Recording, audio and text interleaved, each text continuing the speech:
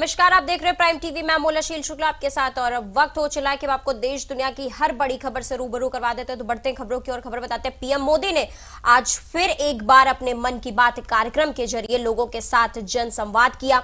मन की बात में पीएम मोदी ने कई अहम मुद्दों पर बात की। पीएम ने क्या कुछ कहा है, आइए हम आपको सुनाते हैं हमारी इस रिपोर्ट में।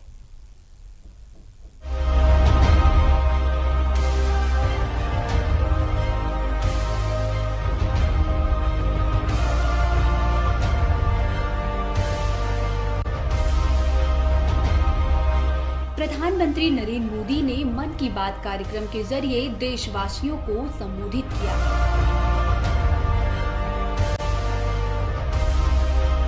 पीएम मोदी के मासिक रेडियो कार्यक्रम मन की बात का यह 74वां एपिसोड है। इस दौरान पीएम मोदी ने कई अहम मुद्दों पर अपने मन की बात कही। और साथ ही लोगों को पानी की अहमियत को लेकर बात की और कहा कि पानी के संरक्षण के लिए हमें प्रयास करने होंगे। इसके साथ ही उन्होंने कहा कि पानी बचाने के लिए सामूहिक प्रयास करना होगा।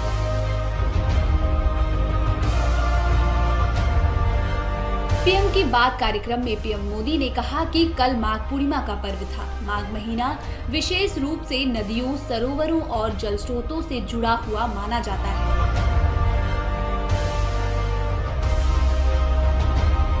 माघ महीने में किसी भी पवित्र जलाशय में स्नान को पवित्र माना जाता है। उन्होंने कहा कि इस बार हरिद्वार में कुंभ हो रहा है। जल हमारे लिए जीवन भी है, आस्था भी है और विकास की धारा भी है।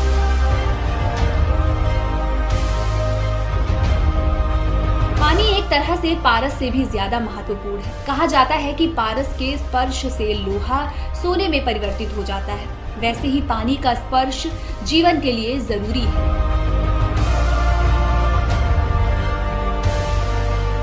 आपको बता दें कि उन्होंने रविदास जी के बारे में बात की और कहा कि मेरे प्यारे देशवासियों, जब भी माघ महीने और इसके आध्यात्मिक सामाजिक महत्व की चर्चा होती है तो ये चर्चा एक नाम के बिना पूरी नहीं होती। ये नाम है संत रविदास जी का।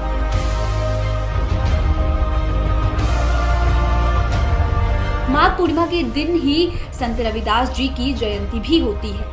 आज भी संत रविदास जी के शब्द, उनका ज्ञान हमारा पथ प्रदर्शन करता है। उन्होंने कहा कि एकै माटी के सब भांडे, सबका एको सिरजनहार। रविदास व्यापे एकै घट भीतर, सब कौक एकै घड़े कुम्हार।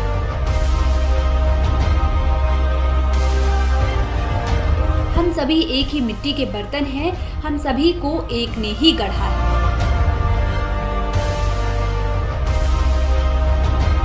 आगे पीएम मोदी ने मन की बात कार्यक्रम में बताया कि तमिल भाषा नहीं सीख पाना कमी है। उन्होंने कहा, कुछ दिन पहले हैदराबाद की अपर्णा रेड्डी जी ने मुझसे एक ऐसा सवाल पूछा। उन्होंने कहा कि आप इतने साल से पीएम हैं, इतने साल सीएम रहे, क्या आपको कभी लगता है कि कुछ कमी रह गई?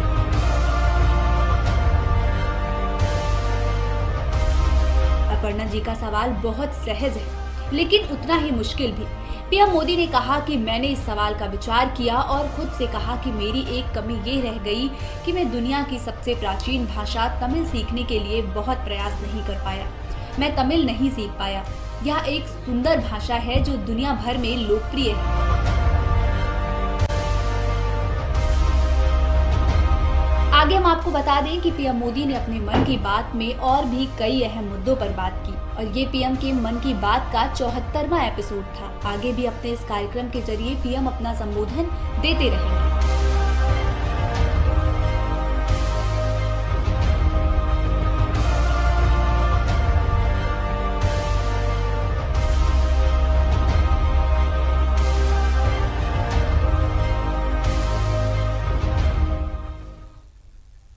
आत्मनिर्भर भारत के लिए आज एक ऐतिहासिक दिन है क्योंकि अब अंतरिक्ष में भी जय हिंद का नारा गूंजेगा। जी हां, इसरो का पोलर सैटेलाइट लॉन्च व्हीकल इस बार अपने साथ सैटेलाइट के अलावा भगवद गीता की एक इलेक्ट्रॉनिक कॉपी लेकर उड़ान भर चुका है। एक नैनो सैटेलाइट पर पीएम नरेंद्र मोदी की तस्वीर भी बनी है।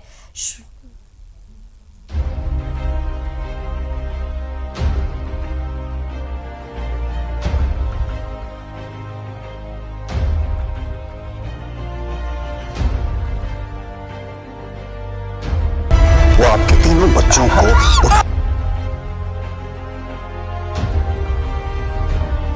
इसरो ने अंतरिक्ष में एक बहुत बड़ी कामयाबी हासिल कर ली है, जिसके बाद अब अंतरिक्ष में भी जय हिंद का नारा गूंजेगा। जी हाँ, इसरो का पोलर सैटेलाइट लॉन्च व्हीकल इस बार अपने साथ सैटेलाइट के अलावा भगवत गीता की एक इलेक्ट्रॉनिक कॉपी लेकर उड़ान भर चुका है, जिसमें SKI SD कार्ड के जरिए डिजिटल भगवत गीता को भी भेजा गया है। साथ ही इस सैटेलाइट में 25,000 भारतीय लोगों के नाम भी हैं। इसरो की वाणिज्य इकाई यूनिस्पेस इंडिया लिमिटेड के लिए भी ये बहुत खास दिन है। PSLV C-51 एमेजोनिया 1 NSIL का पहला समर्पित वाणिज्यिक मिशन है, जिसका प्रक्षेपण अमेरिका के सिएटल की उपग्रह राइड शेयर एवं मिशन प्रबंधन प्रदाता स्पेस लाइट इंक के वाणिज्य प्रबंधन के तहत किया गया है। इसरो के विज्ञान मंत्री इस ऐतिहासिक पल को देखने के लिए सतीश धवन अंतरिक्ष केंद्र में मौजूद थे। भारत के ध्रुवीय उपग्रह प्रक्षेपण यान के जरिए 19 उपग्रह अंतरिक्ष में भेजे गए। भारतीय रॉकेट PSLV C-51 को एक लॉन्च पैड के सहारे रवाना किया गया। इस रॉकेट में 637 किलो के ब्राजीलियाई उपग्रह एमेजोनिया 1 को सफलतापूर्वक कक्षा में स्थापित किया गया। इसके अलावा 18 अन्य सैटेलाइट्स भी अंतरिक्ष में भेजे गए। इनमें से 13 अमेरिका से हैं। इन्हें धीरे धीरे उनकी कक्षाओं में पहुंचाया जाएगा। बता दें कि 637 किलोग्राम वजन वाला एमेजोनिया 1 ब्राजील का पहला उपग्रह है, जिसे भारत द्वारा प्रक्षेपित किया जा रहा है। यह राष्ट्रीय अंतरिक्ष अनुसंधान संस्थान का ऑप्टिकल पृथ्वी अवलोकन उपग्रह है। एमेजोनिया 1 के बारे में इसरो ने बताया कि ये पूरी तरह से ब्राजील के वैज्ञानिकों ने बनाया है और विकसित किया है। यह उपग्रह अमेज़न क्षेत्र में वनों की कटाई की निगरानी और ब्राजील के क्षेत्र में विविध कृषि के विश्लेषण के लिए उपयोगकर्ताओं को दूरस्थ संवेदी आंकड़े मुहैया कराएगा तथा मौजूदा ढांचों को और मजबूत बनाएगा।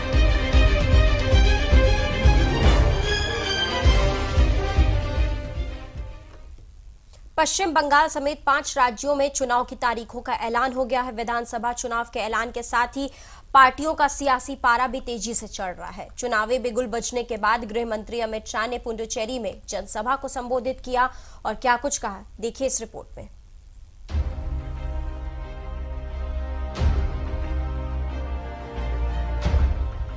पश्चिम बंगाल, असम, तमिलनाडु, केरल और पुडुचेरी में विधानसभा चुनाव का ऐलान हो गया है। चुनाव के ऐलान के साथ ही सभी पार्टियों ने जीत के लिए अपनी अपनी कमर कस ली है।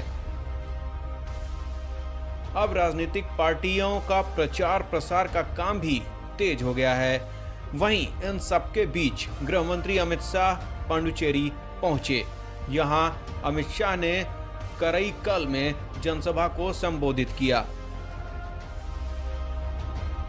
जनसभा को संबोधित करते हुए अमित शाह कांग्रेस पर जमकर बरसे। उन्होंने राहुल गांधी पर निशाना साधते हुए कहा कि जिस पार्टी के नेता 4 टर्म से लोकसभा में हैं, उन्हें ये नहीं पता है कि 2 साल से देश में मत्स्य पालन विभाग शुरू हो गया है। यहाँ पर इस छोटे से प्रदेश में भ्रष्टाचार की गंगा को बहाने का काम ये नारायणसामी सरकार ने किया।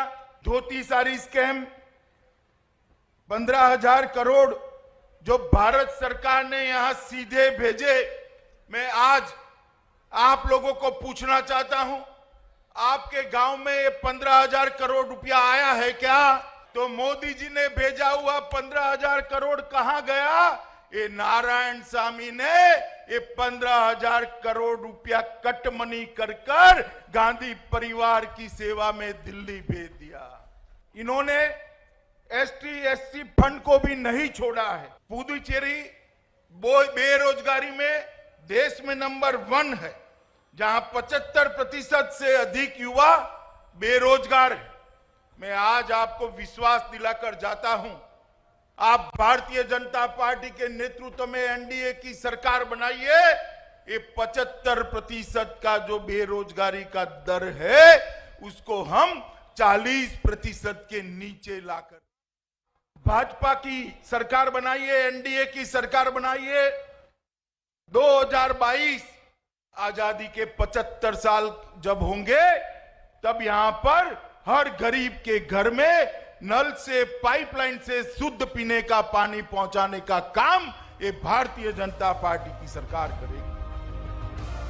अमित शाह ने कहा कि पुडुचेरी के 75% युवा बेरोजगार हैं। अगर आप एनडीए की सरकार बनाते हैं तो हम लोग बेरोजगारी दर को घटाकर 40% ले आएंगे। आगे उन्होंने ये भी कहा कि कांग्रेस में मेरिट की जगह नहीं है। न सिर्फ पुडुचेरी बल्कि देश भर में कांग्रेस कार्यकर्ता बीजेपी में शामिल हो रहे हैं। वो पुडुचेरी की जनता को आश्वस्त करना चाहते हैं कि अगर एनडीए की सरकार बनी तो यहाँ के गरीब लोगों को हर तरीके से सुविधा मुहैया कराई जाएगी। शाह ने दावा किया कि वो अपने राजनीतिक अनुभव के आधार पर कहते हैं कि इस चुनाव में पुडुचेरी में बीजेपी के नेतृत्व में एनडीए की सरकार बनने जा रही है।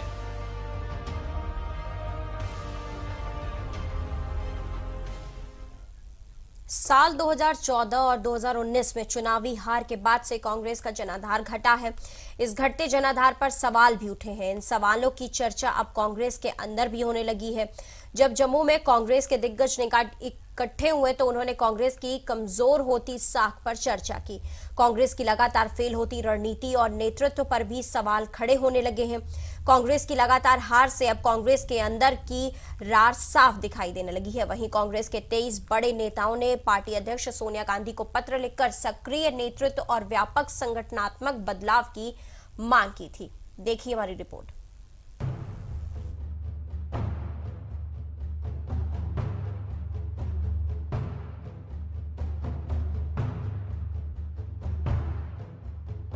चुनावों में कांग्रेस के लगातार खराब प्रदर्शन से पार्टी के भीतर संगठनात्मक बदलाव की मांग तेज होने लगी थी। इसी बीच कांग्रेस के शीर्ष 23 नेताओं ने पिछले साल अगस्त के महीने में पार्टी अध्यक्ष सोनिया गांधी को पत्र लिखकर सक्रिय नेतृत्व और व्यापक संगठनात्मक बदलाव की मांग की थी। कांग्रेस के शीर्ष नेताओं ने चिट्ठी लिखकर हंगामा खड़ा कर दिया था। चिट्ठी लिखने वाले इन्हीं नेताओं को ग्रुप 23 या G23 कहा गया था।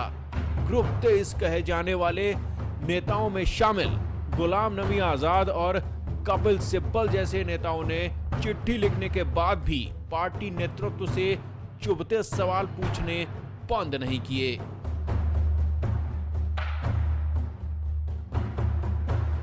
G23 के नेताओं की लिखी गई चिट्ठी को कांग्रेस के कई नेताओं ने पार्टी नेतृत्व और खासकर गांधी परिवार को चुनौती दिए जाने के तौर पर लिया था। वहीं कांग्रेस नेताओं ने गुलाम नबी आजाद के खिलाफ कार्रवाई की मांग भी की थी। बिहार विधानसभा चुनाव में कांग्रेस के खराब प्रदर्शन के बाद आजाद और सिब्बल ने पार्टी की कार्यशैली की खुलकर आलोचना की थी। उन्होंने व्यापक बदलाव की मांग की थी। कांग्रेस में शीर्ष नेतृत्व बदलाव को लेकर सुगबुगाहट तेज हुई तो राहुल गांधी ने कुछ समय के लिए पार्टी की कमान संभाल ली। मगर 2019 के लोकसभा चुनाव में मिली हार के बाद राहुल गांधी ने कांग्रेस का अध्यक्ष पद छोड़ दिया। सोनिया गांधी कांग्रेस की अंतरिम अध्यक्ष बन गईं। इसके बाद कई और राज्यों में हुए विधानसभा चुनाव में कांग्रेस को करारी हार का सामना करना पड़ा।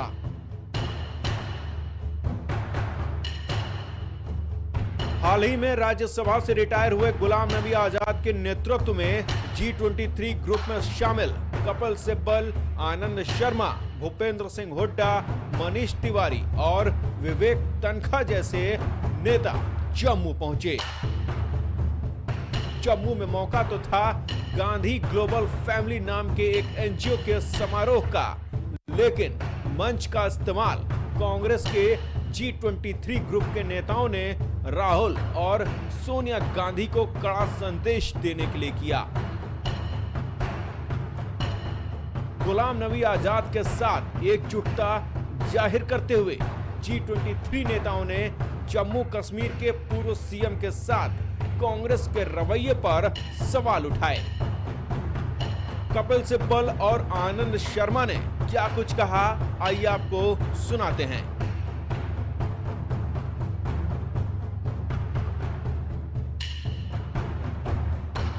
कि कांग्रेस पार्टी हमें कमजोर होती दिख रही है और इसलिए हम यहां इकट्ठा हुए हैं और पहले भी इकट्ठा हुए थे। हम इकट्ठा होकर इसको हमें मजबूत करना है, ये तो सच्चाई की बात है। और इसके जो खुशकिस्मती है वो ये है कि हम गांधी जी की छत्र छाया में ये बात आपके सामने रख रहे हैं। गुलाम नबी आजाद साहब कांग्रेस पार्टी के ऐसे नेता हैं जो हर प्रदेश के हर जिले की जमीन असलियत को कांग्रेस को जानते हैं। क्या कांग्रेस की असलियत है, कहां है? एक बार फिर हम देख रहे हैं वो हालात। भारत को कांग्रेस की जरूरत है। ये हालत इसलिए भी बने हैं कि पिछले एक दशक में कांग्रेस कमजोर हुई है। कई इनमें से मेरे साथ संगठन में भी रहे हैं। मैं अपनी तरफ से, आप सबकी तरफ से उनको स्वागत करता हूं और इस आशा के साथ एक नई लड़ाई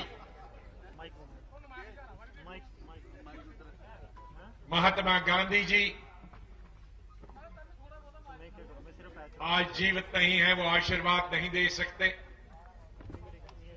लेकिन उनकी सोच, उनकी विचारधारा, उनका त्याग हमारे साथ रहेगा। कांग्रेस की आंतरिक लड़ाई जारी है। सभी के मन में यह सवाल है कि देश की इतनी पुरानी पार्टी के लिए आगे का रास्ता क्या होगा। क्या कांग्रेस हाईकमान G23 ग्रुप के खिलाफ अनुशासनात्मक कार्रवाई कर सकता है? हालांकि पार्टी ने अभी तक इस तरह का कोई संकेत नहीं दिया है। कांग्रेस ने इन सब घटनाक्रमों को लेकर निराशा जरूर जाहिर की है। देखना दिलचस्प होगा कि कांग्रेस की रार कैसे खत्म होती है। कोरोना वायरस संक्रमण की रफ्तार फिर से बढ़ने लगी। महाराष्ट्र सहित 5 राज्यों में स्थिति फिर से खराब हो चुकी है। ऐसे में लोगों को सावधानी बरतने की सख्त हिदायत दी जा रही है। दूसरे राज्यों से आने वाले सभी यात्रियों का कोरोना टेस्ट हो रहा है। देश में पिछले 24 घंटों में 23 राज्यों और केंद्र शासित प्रदेशों में एक्टिव मरीजों की संख्या बढ़ गई है। देखिए इस रिपोर्ट में।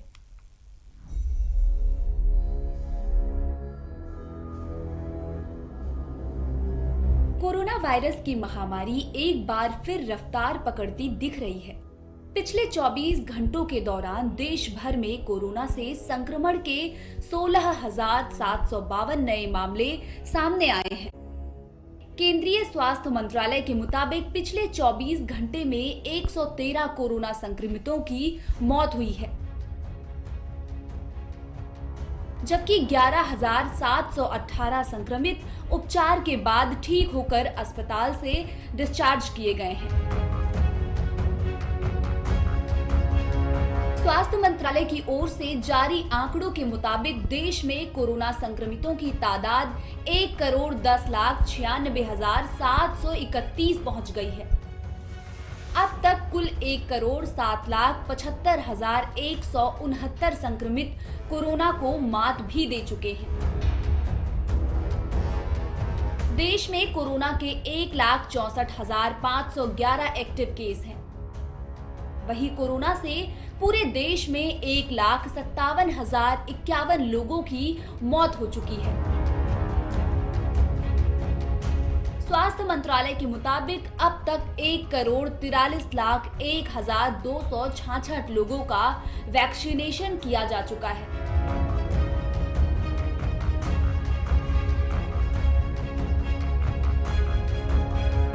कोरोना वायरस की तेज रफ्तार से सतर्क ओडिशा सरकार ने 5 राज्यों से आने वाले यात्रियों का कोरोना टेस्ट अनिवार्य कर दिया है।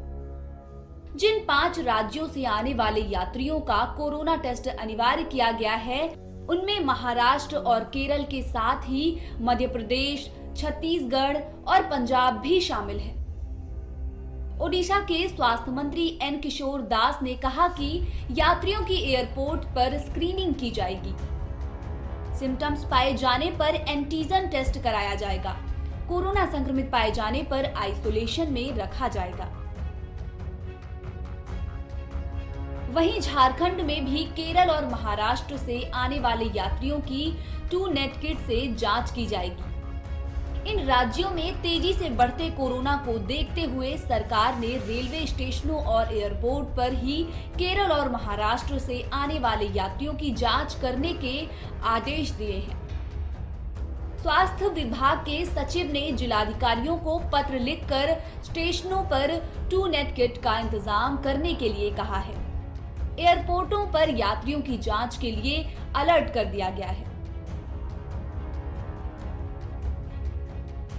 उत्तर प्रदेश की योगी आदित्यनाथ सरकार देश के अन्य राज्यों में फिर बढ़ते कोरोना वायरस संक्रमण के मामले के बाद चारों तरफ सतर्कता तेज कर दी है। उत्तर प्रदेश के हर एयरपोर्ट पर हाई अलर्ट जारी किया गया है। यूपी में महाराष्ट्र के साथ केरल से आने वाले हर विमान यात्री का कोरोना टेस्ट होगा। महाराष्ट्र और केरल से आने वाले हर विमान यात्री का अब एयरपोर्ट पर ही कोरोना वायरस संक्रमण का टेस्ट होगा।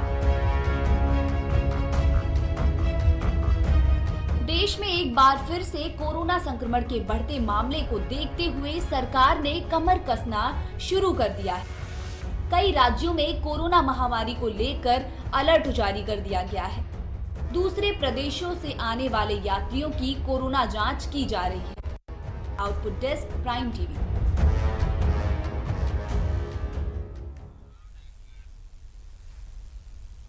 तो इसी के साथ ही इस बुलेटिन में फिलहाल इतना ही, लेकिन देश दुनिया की तमाम खबरों के लिए आप लगातार बने रहिए प्राइम टीवी के साथ।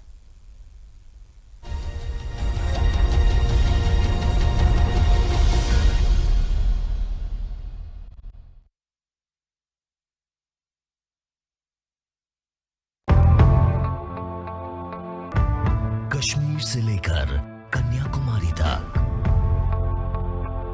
गुजरात से लेकर अरुणाचल तक, सत्ता के गलियारों से खेल के मैदानों तक, नहीं छूटती कोई खबर। सबसे सटीक, सबसे दमदार, सिर्फ प्राइम टीवी पर। न हिंदू में हूं न मुसलमान में हूं, मैं हिंदुस्तान हूं, हर इंसान में मैं हूं। हिमालय पर्वत जैसा विशाल, गंगा सा अविरल मैं हूं। सुबह की प्रार्थना में हूं, शाम की आजान में हूं।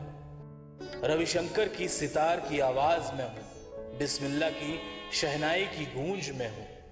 हमीद की दहाड़ में हूं, भगत के बलिदान में भी मैं हूं। नवरातों के व्रत में हूं, रोजे और रमजान में मैं हूं। हां, पूरे हिंदुस्तान में मैं हूं।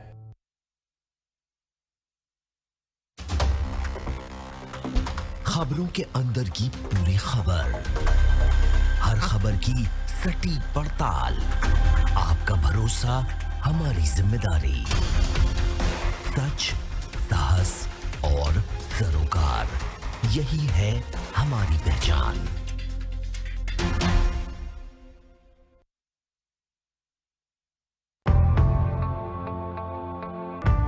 कश्मीर से लेकर कन्याकुमारी तक, गुजरात से लेकर अरुणाचल तक, सत्ता के गलियारों से खेल के मैदानों तक, नहीं छूटती कोई खबर। सबसे सटीक, सबसे दमदार, सिर्फ प्राइम टीवी पर। न हिंदू में हूं न मुसलमान में हूं, मैं हिंदुस्तान हूं, हर इंसान में मैं हूं। हिमालय पर्वत जैसा विशाल, गंगा सा अविरल मैं हूं। सुबह की प्रार्थना में हूं, शाम की आजान में हूं। रविशंकर की सितार की आवाज में हूं, बिस्मिल्लाह की शहनाई की गूंज में हूं। हमीद की दहाड़ में हूं, भगत के बलिदान में भी मैं हूं। नवरातों के व्रत में हूं, रोजे और रमजान में मैं हूं। हाँ, पूरे हिंदुस्तान में मैं हूं।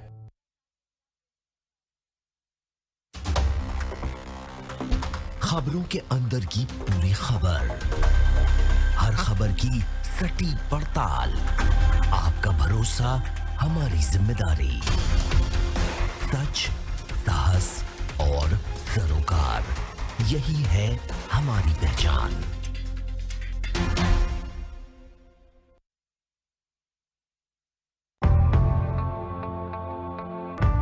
कश्मीर से लेकर कन्याकुमारी तक, गुजरात से लेकर अरुणाचल तक, सत्ता के गलियारों से खेल के मैदानों तक, नहीं छूटती कोई खबर। सबसे सटीक, सबसे दमदार, सिर्फ प्राइम टीवी पर। न हिंदू में हूं न मुसलमान में हूं, मैं हिंदुस्तान हूं, हर इंसान में मैं हूं। हिमालय पर्वत जैसा विशाल, गंगा सा अविरल मैं हूं। सुबह की प्रार्थना में हूं, शाम की आजान में हूं। रविशंकर की सितार की आवाज में हूं, बिस्मिल्लाह की शहनाई की गूंज में हूं। हमीद की दहाड़ में हूं, भगत के बलिदान में भी मैं हूं। नवरातों के व्रत में हूं, रोजे और रमजान में मैं हूं। हाँ, पूरे हिंदुस्तान में मैं हूं।